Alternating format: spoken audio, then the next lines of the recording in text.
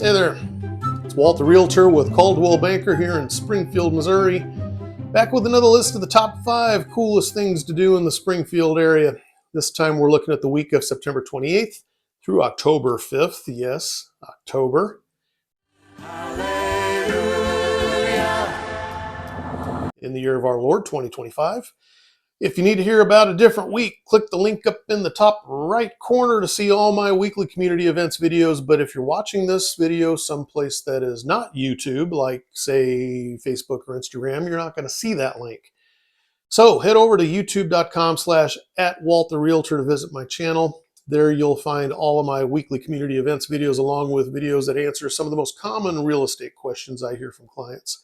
So go check that out. And while you're there, be sure to subscribe and then hit the notification bell so you don't miss next week's video.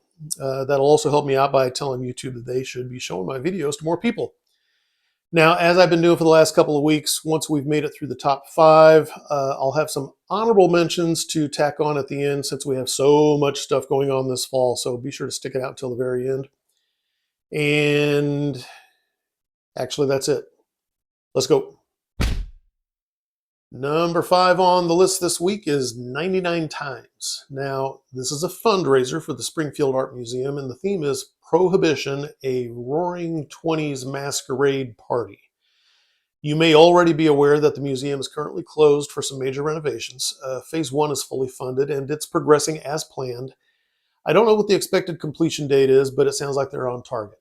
Phase 2 has not been funded, so it's still pending. And that's where this event comes in. 99 Times is the annual fundraiser organized by the Friends of the Art Museum, and it's not what you'd call a cheap night. I mean, it's a fundraiser, but it sounds like it'll totally be worth it. Era-specific cocktails are included, the era being Roaring 20s again. Food will be catered in from Char Steakhouse, so you know that's going to be good. And live music will be provided by the Wings of Swing. In addition to that, there's also going to be a charity casino if you'd like to get involved in that. And I hope it's obvious that this event is exclusively for those who are 21 years of age and older. I'm sure you understand. And since this is the art museum, there will be some artsy displays as well. Visit sgfmuseum.org for all the details and a link to the ticketing portal. Tickets start around $108 after fees are added in, and VIP tickets are also available, which will give you some added perks. Our number 4 event this week is a little bit niche, which is why it's down at number 4, but it had to be on this list because it's absolutely huge. It's the Ozark Fall FarmFest. This event will be taking place October 3rd through the 5th, and they're completely taking over the entirety of the Ozark Empire Fairgrounds, every building, every patch of grass, every parking lot. Now, obviously, if you're a farmer or a rancher, you're going to want to go to this, but it's not just for them. If you're interested in, or you're currently living on like a little patch of land, trying to be off the grid to one degree or another, homesteading, growing your own food, raising chickens or livestock, hunting to fill the freezer, that kind of lifestyle, well, there's going to be stuff here that you're going to appreciate.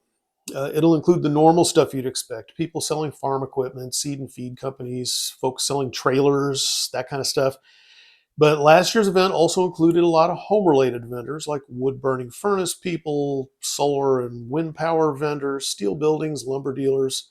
There were also a lot of pet-related companies represented. And if you're in the market to buy a cow or a goat or some chickens and whatever you would need to keep them, all that stuff should be here too. Might even be able to arrange to have your pond stocked while you're there. And there'll be all kinds of trade groups and associations on site as well. And I'm not really even scratching the surface. For the most up-to-date information, you'll need to visit ozarkfallfarmfest.com. And this event is completely free and no charge for parking either. Our number 3 event this week is a new production from the Missouri State Department of Theater and Dance. From October 2nd through the 5th at the John Goodman Amphitheater, they'll be putting on A Midsummer Night's Dream. I'm sure you're familiar with the title, but just in case that's it, this is Shakespeare, so you'll have to deal with a little bit of that older British English, which I know that's redundant, but you know what I mean. It's basically Shakespeare's version of a rom-com, and I don't want to give anything away, so I'll just leave it at that, except to say it's a great story. I mean, there's a reason that they're still performing it after all these years. You can get tickets at theateranddance.missouristate.edu, and tickets are just $16 for the general public, which is a steal. And if you're a Missouri State student or you're a senior, then tickets are only $13. I mean, come on, go show them some love. Number 2 on the list this week, taking place from October 3rd through the 5th, is the Ozark Craft Fair, which will be down at Finley River Park in Ozark. There's not a lot of details that have been published about the event yet, other than there should be at least 350 vendors, and everything for sale is supposed to be handmade, so a true craft fair. And there doesn't appear to be any charge to get in. Typically, events like this will have food and beverage options available, entertainment, activities for the kids, that kind of thing. I just couldn't find any details that outlined any of that, so I'm afraid you're going to be on your own tracking down updates, which I'm assuming will be published to their website, which is ozarkcraftfair.com. But if nothing else, you'll find information there like hours of operation, directions, where to park, important stuff like that. And our number 1 event this week is also a fall festival, and it's kind of in direct competition with our previous event. On October 3rd and 4th at the J.R. Martin Park in Republic, we have the Pumpkin Daze Festival. This one's not strictly a craft fair, but there will be at least 300 vendors on site, including food and drink options, live music and demonstrations, and kids' activities like bouncy houses and a petting zoo, I think. But the reason this event took the top spot is because this is an official competition weigh-in for the Great Pumpkin Commonwealth, and I want to see me some giant freaking pumpkins. It's a great pumpkin!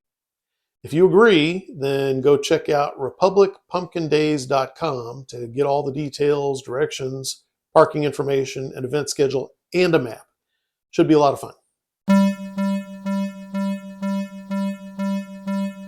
And here's your honorable mentions for this week. October 3rd, Pure Enjoyment at the Creamery Art Center.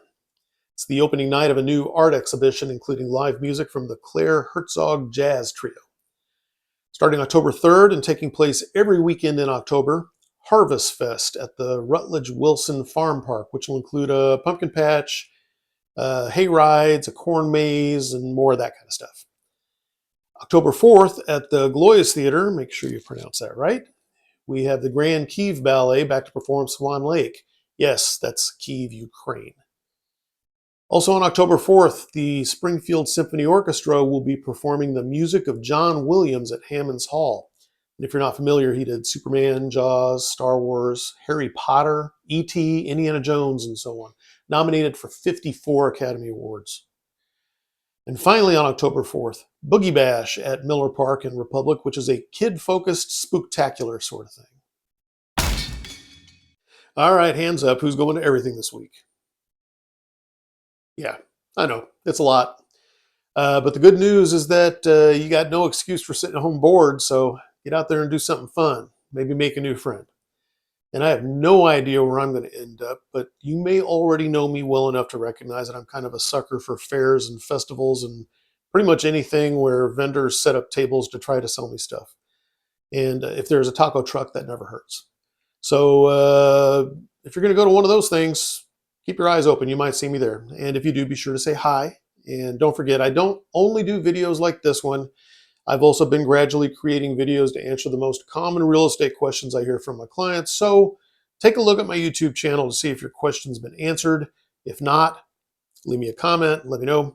And of course, please like, subscribe, and hit the notification bell. All those actions tell YouTube that they need to be showing my video to more people just like you. And I appreciate the help. And if you're thinking about buying or selling a house, or you know someone who's thinking about it, you can reach me by scanning the QR code on your screen. That'll take you to my website, which is walttherealtor.com. All my contact information is there, and of course, I'm always happy to help.